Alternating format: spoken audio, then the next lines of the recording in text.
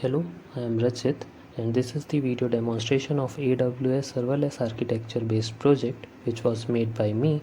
Here you can see I have used AWS Lambda which is getting triggered by Amazon API Gateway, and here another trigger was there with S3 bucket. So let's see what actually this project do. So if we have practically we have XLSX file which has very large amount of data in it, and it has several columns like 40 to 45 columns are there, and amount and things are there, but we only wanted the filtered report which contains the customized headers which we want, and we wanted to each column to have some transformation over it. So we can provide a config file for it which is a JSON based config, and our project will convert this into an output file.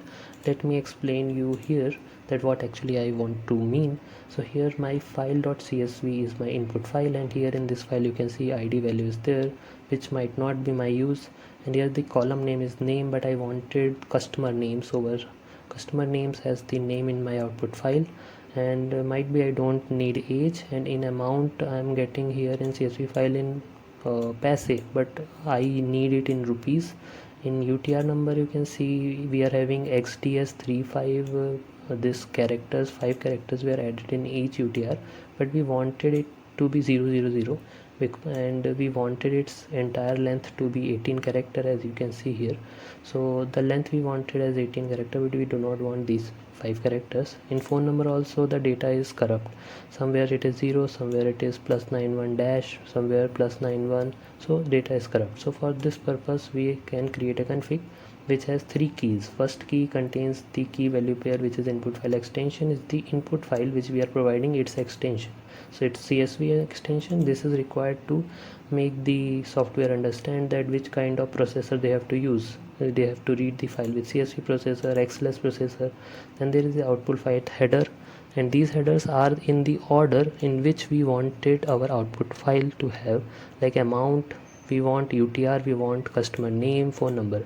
But the thing is how we will decide that how they are going to be mapped. So here we have the output file config which contains objects, and these objects contains the information about that.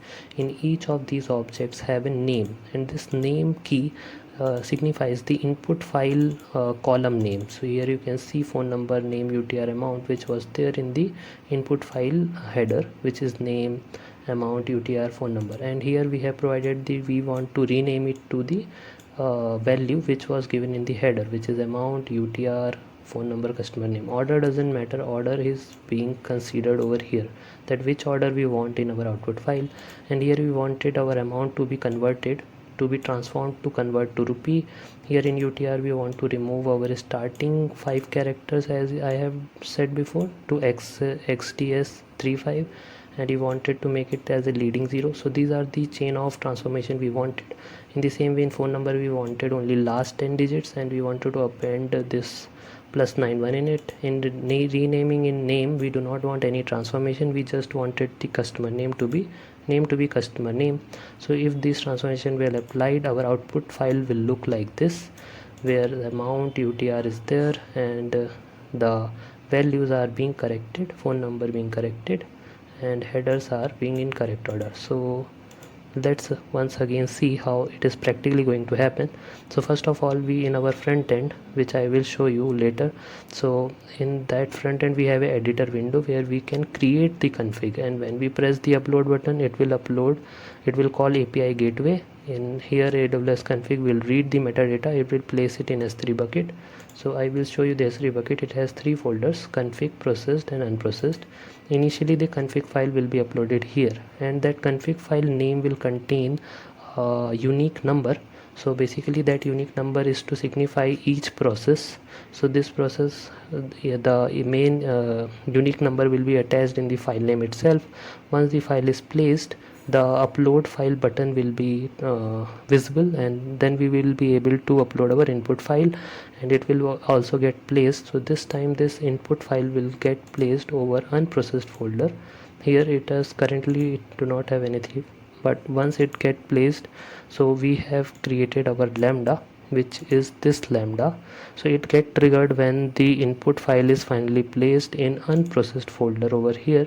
So if I show you here the process So here you can see the trigger already being there for put operation over unprocessed folder. So once we put the file over there, it will process, it will read the config, it will load the configuration, transform the file and create an output file, which is a CSV file, which will also contain that unique number, and it will place it in our S3 bucket, which will be at the processed folder. So processed folder will contain the after processing file. So basically our front end is going to be calling in loop for checking if file exists in the processed folder. Once it keeps the file, it will get the file, it do the 20 retries of 5 seconds. So till then it must be getting those file. As it gets the file, it will show the download button. So let's see the practical example here. So here is the front end which I have created for my backend service, which was written in Angular. So here if you see, let me reload it. Okay, so now I can create here the configuration, and here we need the CSV. If our input file is XLS, we can change this to XLS, but now we will be using CSV.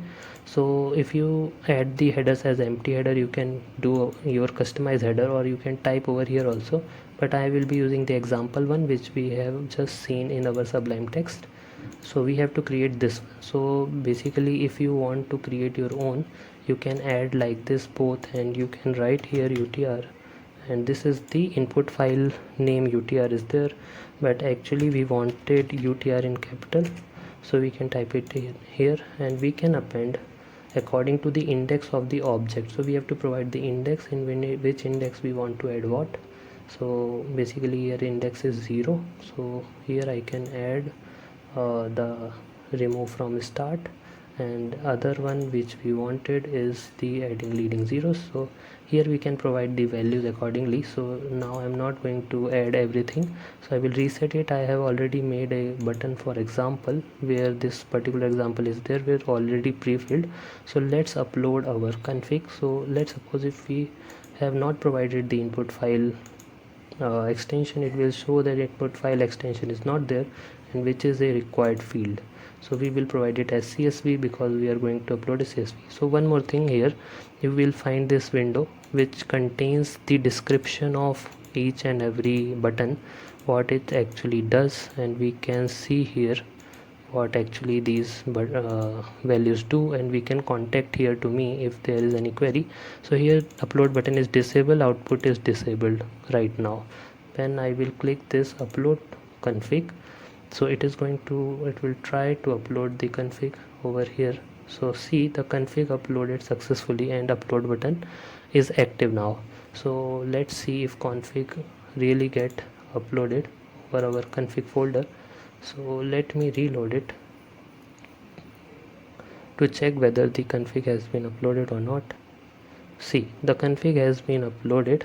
So if you see, it has a unique number 2207382227.json. so our JSON has been uploaded, and our unprocessed folder is empty.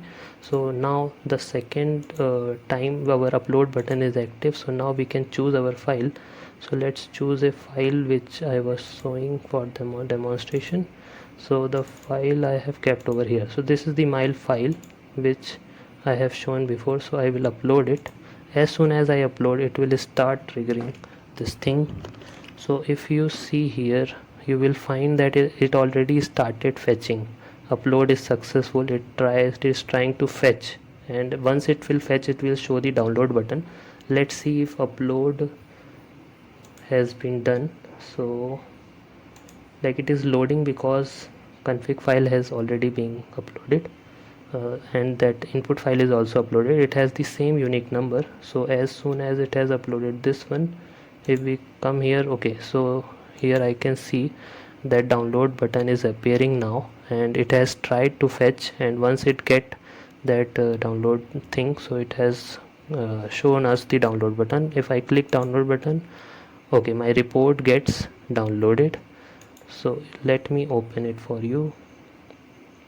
Okay, so this was the report. Open with Sublime text. Okay, so this is the report which we have just generated, and which is actually equivalent to this. If I copy this one over here, which we have generated recently. So see, there is no difference and the data is correctly converted from my file to this. Okay, so this is the basic demonstration which just I have shown of my project over here. So let's see the CloudWatch logs which has been generated over here.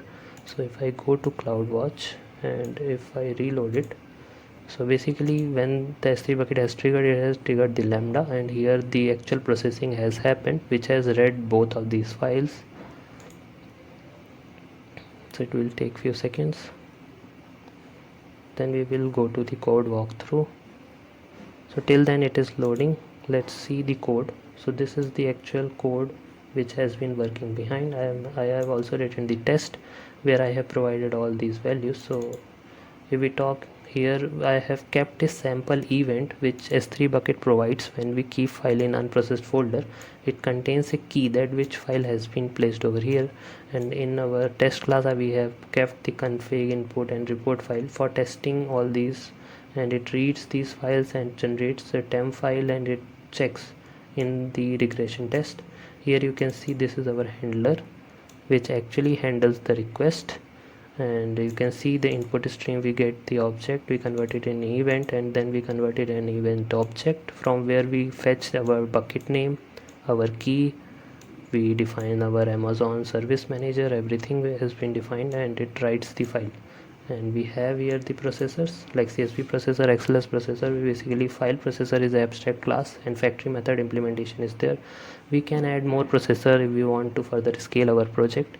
And transformations, let me show you few transformation. So transformations are basically the enum functions here, like convert to rupee which we are using is here, and you can see remove from start is there. It takes the data map, it takes the params and is do the transformation. Let's run one test, regression test for here. So regression test will practically show you in debug mode, so it will show you the running.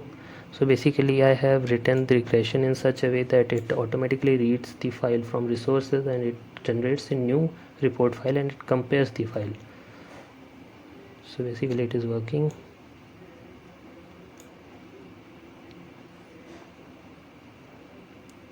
Okay, so here it has started, so it is going to set up all the things like transformation and all.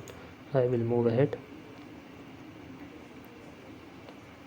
Okay, so regression test is started here. I will move ahead.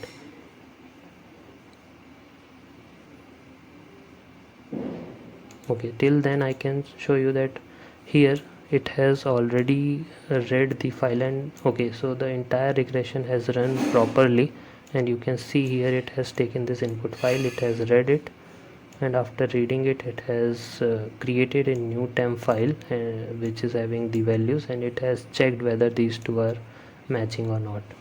So basically these transformations are being done over here. It was written in core Java, and here is the code for my front end. And basically you can see here we have a navbar. We have used Bootstrap grid. So basically we are having this JSON configuration, we have information card and this upload button, and we have used here basically the services also being used. So here if I show you, there is a shared service, and this shared service is being used to communicate between components. So for an example, the functionality where config file is uploaded, it is in other component, and so we have created a observer design pattern over here being implemented in this behavior subject. We have created an a constant variable which is a config upload status, which is a behavioral object, and we made an observable of it. So whoever going to subscribe to this particular constant, it is being able to be updated once this field get updated. So once we upload the file, here in the component file uploaded one, if you go and check in the HTTP, there is a disabled is there in config upload status, and if I go in its TS file, so here it has already subscribed this config upload status, and it has kept that value in its local, which is a config upload status. once it get uploaded, its status becomes true. As it becomes true, this line is the HTML disable removes, because it is written not disabled. So in this way these functionalities being written. Thank you for being seeing this video. The code is there in our GitHub profile.